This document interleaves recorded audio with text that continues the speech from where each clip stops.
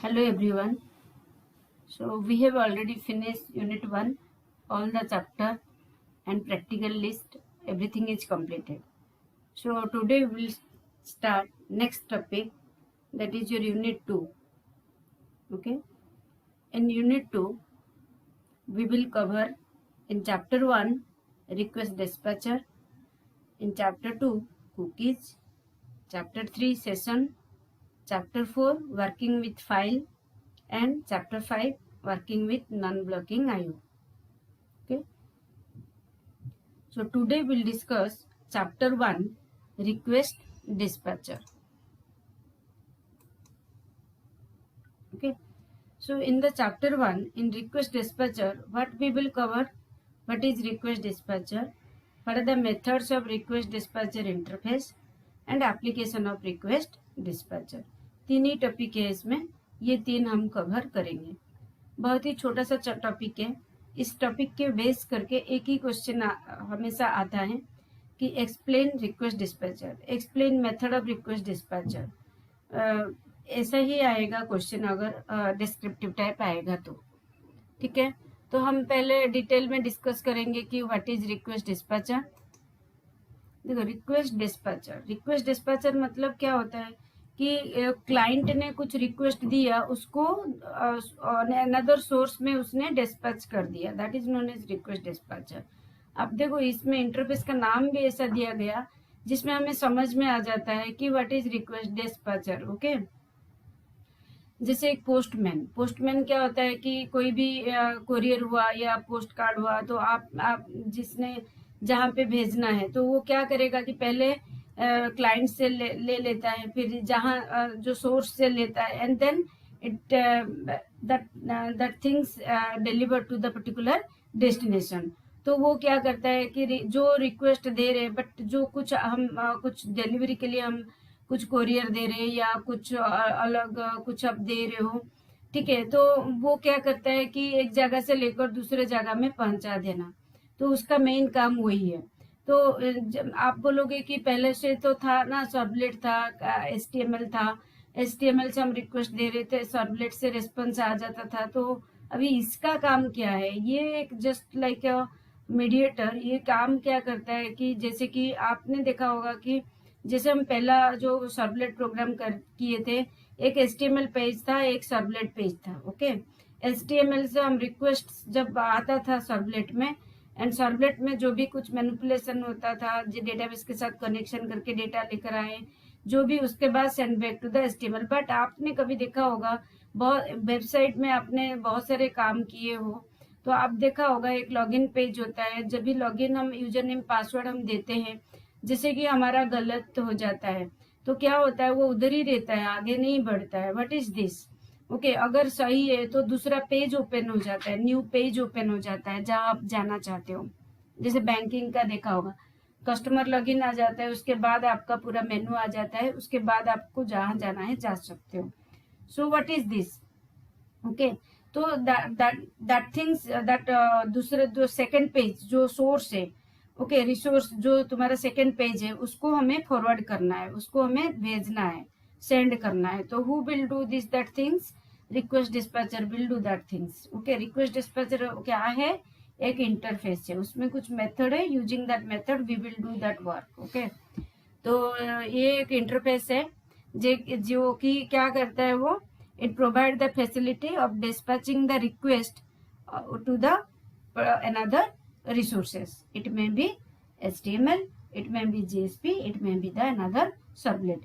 वो एक अलग एक HTML पेज हो सकता है, वो एक सर्वलेट पेज हो सकता है, या वो एक JSP पेज हो सकता है, बट उसका काम है फॉरवर्ड करना. ठीक है, resource it may be anything. Then another method उसमें है रिक्वेस्ट डिस्पैच, इंक्लूड क्या होता है ना, it is very interesting. Include आपने देखा होगा, हमने लॉगिन पेज अपने प्रैक्टिकल नंबर 1 में मैंने सिखाया था, जो हम जो लॉगिन पेज हमने बनाया था, यूजर नेम एंड पासवर्ड हमने दिया था प्रैक्टिकल नंबर 2 में, 1B में. तो हमने देखा कि जब वो गलत हो जाता था ना, लॉगिन फेल करके दूसरा पेज में चला जाता था. आपने मार्क भी किया होगा, अगर आपने प्रैक्टिकल किया होगा तो फिर आपको पता है. तो ये लॉगिन सक्सेस हो या फेल हो, it will go to the next page. But हमें ऐसा नहीं चाहिए। आपके मन में भी तभी भी आया होगा कि अरे ऐसा क्यों होता है कि लॉगिन फेल है तो दूसरे पेज में जाते फिर बैक आना पड़ता है, वापस एंट्री करो, वो कौन करेगा ना। तो क्या करता है कि हमें ऐसा चाहिए कि लॉगिन फेल सेम पेज में दिखाना चाहिए और उसी में ही आपका कर्सर सेम पेज में रह जाना चाहिए, दैट इज इंक्लूड। ओके, तो अनदर मेथड इज देयर, जब रेस्पॉन्स जनरेट होता है that response is there only in the current page. Okay, तो वो क्या, that resource will be included in the current resource, that the response is included in the current resource. The resource, it may be the HTML page, it may be the servlet, it may be the another JSP. okay, जहाँ पे है उधर आपको रह जाएगा, that is include. आप servlet में एक रेस्पॉन्स आया, दूसरा सर्वलेट का रेस्पॉन्स भी इंक्लूड कर सकते हो एक सर्वलेट में, या जेएसपी एक जेएसपी है पेज है उसका रेस्पॉन्स आया अनदर जेएसपी में भी आप इंक्लूड कर सकते हो, या HTML पेज में भी कर सकते हो। ठीक है, that is include. So there are two method, one is forward and another one is include. Diagrammatically मैं भी एक्सप्लेन की हूँ, दोनों मेथड हम देखेंगे। जो मेथड है कि एक फॉरवर्ड है, public and word does not return anything, but इसमें दो आर्गुमेंट है, एक रिक्वेस्ट आर्गुमेंट है जो सर्वलेट रिक्वेस्ट क्लास का ऑब्जेक्ट है, और एक रेस्पॉन्स है, सर्वलेट रेस्पॉन्स ऑब्जेक्ट है।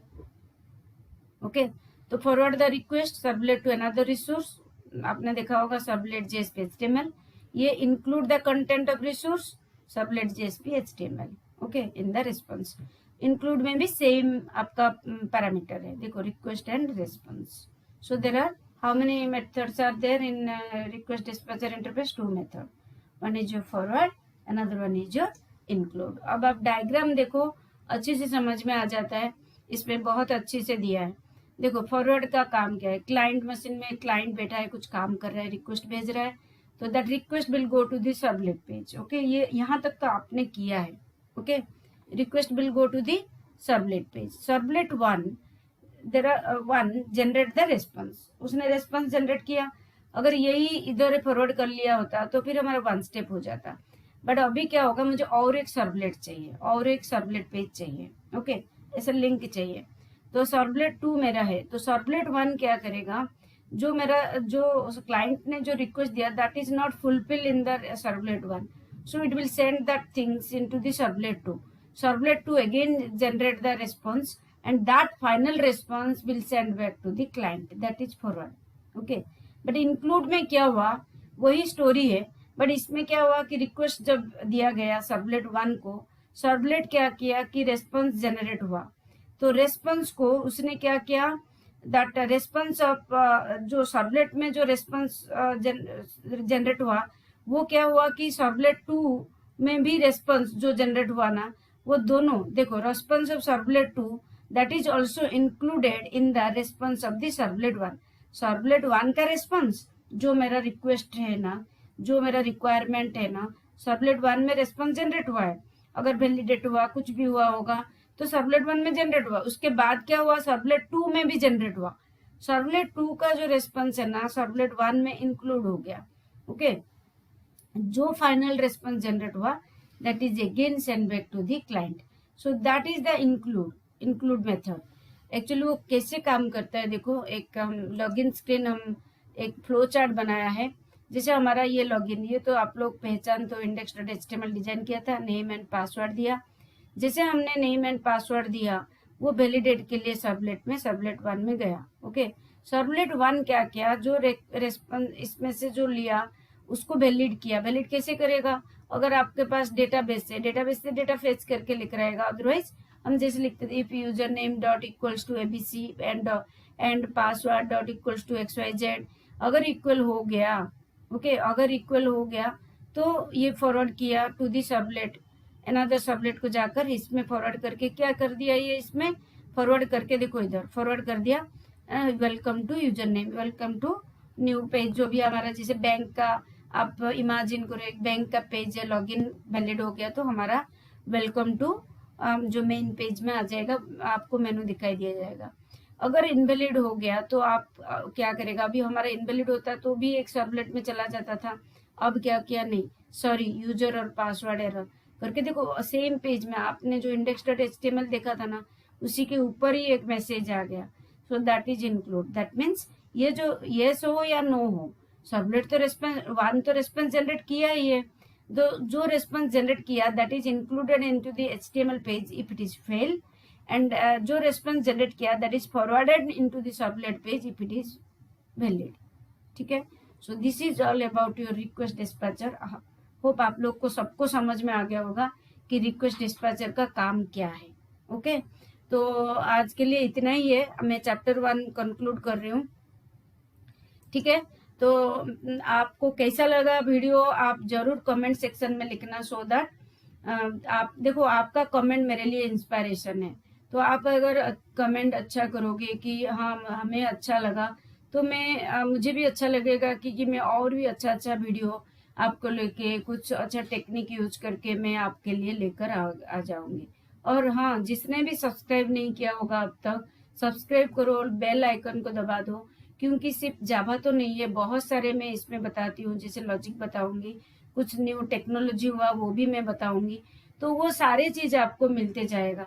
ये मैंने पहले से बताया था, programming is not a limited thing, it is a sea. Okay, एक सागर है, सागर। तो जैसे हम सागर में कुछ ढूंढेंगे तो कुछ ना कुछ आपको मिलते रहेगा, वैसे ही हमारा ये लाइन है, सॉफ्टवेयर का लाइन। तो आप इसी में बहुत सारे सीखने के लिए है जो मैं सिखाऊंगी, तो आपको मिलते जाएगा। ओके, आज के लिए इतना ही है। Bye bye, thank you.